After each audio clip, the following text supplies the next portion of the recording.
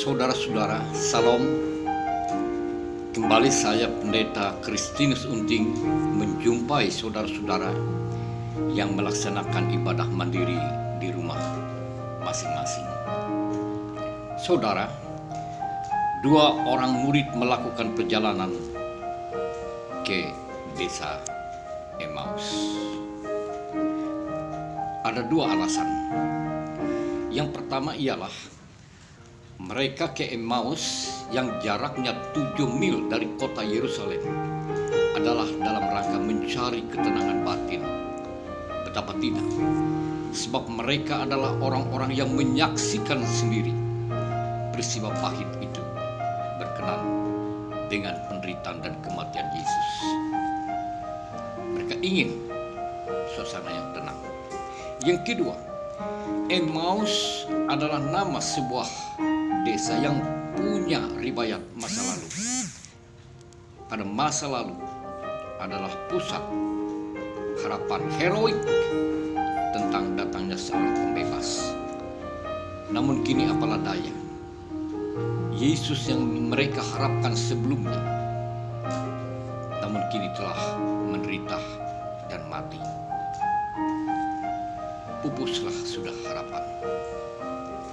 Saudara-saudara yang dikasihi dan diberkati oleh Tuhan Yesus Kristus, Yesus menampakkan diri kepada dua orang murid ini di jalan Emmaus, merupakan berkat bagi murid, juga bagi kita sebagai orang beriman.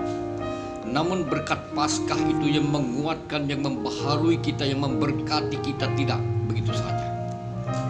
Ada beberapa catatan dari nas yang menjadi bahan perenungan kita, bagaimana mereka hingga beroleh berkat sukacita Paskah.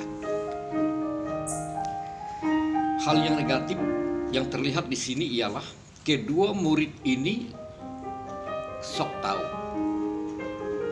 tapi sebenarnya tidak tahu. Mereka tidak sadar mereka sedang berjalan bersama dengan Yesus itu sendiri.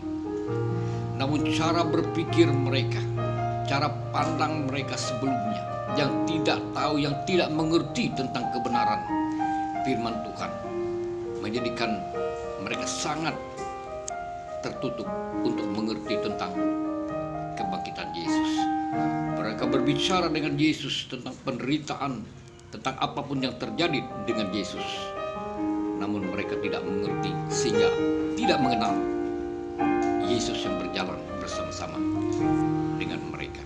Saudara-saudara yang dikasihi dalam Tuhan Yesus Kristus, orang yang sok tahu tapi tidak tahu, ini adalah hal yang paling lumrah yang sering dijumpai dalam kehidupan, bahkan bagi orang yang mengaku-ngaku sebagai orang beriman sekalipun. Saudara, di Amerika pada masa COVID ini ada seorang hamba Tuhan. Larangan telah dikeluarkan di Amerika supaya tidak melakukan perkumpulan ibadah, berkumpul dengan orang banyak. Namun pendeta ini dengan lantang mengatakan, saya tetap berkhotbah di mimbar gereja ini. Dia kumpulkan jemaatnya. Dia mengatakan bahwa bukankah Allah itu, Yesus itu lebih besar dari COVID-19. Dan apa yang terjadi saudara-saudara?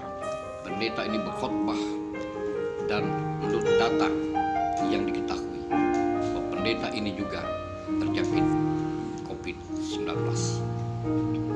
Dia akhirnya juga meninggal. Juga dipastikan bahwa jemaatnya ratusan itu pasti juga terjangkit COVID-19. Saudara-saudara, apa tanggapan kita dengan apa yang dilakukan hamba Tuhan ini? Kita memang acung jempol tentang imannya. Hanya sayang, ibarat seperti apa dalam nas ini. Tahu, sok tahu, tapi sebenarnya tidak tahu. Dia tahu tentang iman. Dia sok tahu tentang iman. Tapi sebenarnya belum sungguh-sungguh tahu tentang apa iman itu sebenarnya. Demikian pun soal firman Tuhan, soal ajaran Tuhan. Banyak orang yang sok tahu tentang firman Tuhan, tentang ajaran Tuhan, tapi sebenarnya tidak tahu tentang kebenaran kebenaran Tuhan. Tuhan memang lebih besar dari COVID-19. Namun bukan berarti karena Tuhan itu jauh besar, lebih besar dari COVID-19, bukan berarti lalu setiap orang yang meyakini hanya dengan kata-kata lalu otomatis terhindar dari virus yang berbahaya ini. Demikian pun yang terjadi dengan kedua murid ini. Karena itu saudara-saudara, hal yang pertama mengajarkan kita dalam hidup ini supaya kita diberkati. Kemenangan kuasa Paskah itu benar-benar menjadi berkat bagi kita. Ialah tanggalkan sikap yang sok tahu. Kita harus belajar dengan rendah hati supaya akhirnya memang benar-benar tahu, seperti kedua murid ini, benar-benar tahu, benar-benar mengerti, benar-benar sadar bahwa mereka sedang berjalan dengan Yesus. Hal yang kedua yang positif ialah walaupun kedua murid ini mengalami situasi yang pahit, namun mereka masih ada pengharapan. Itu jelas dari apa yang mereka ungkapkan kepada Yesus. Dulu sebenarnya kami mengharapkan Dia, bahwa Dialah yang akan membebaskan bangsa kami. Ada harapan, saudara-saudara. Harapan ini penting, terlebih ketika kita menghadapi hal-hal yang sulit.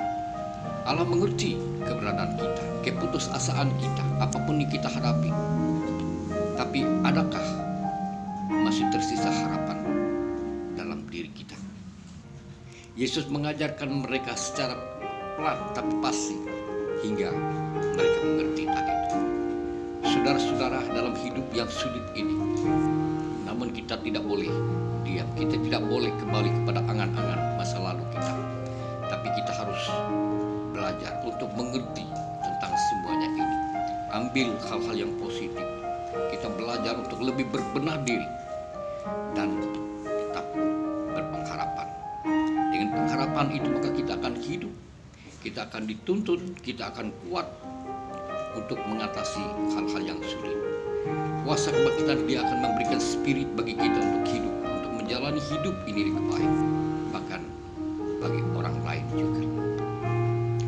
Selamat hari Minggu, Tuhan memberkati kita semua.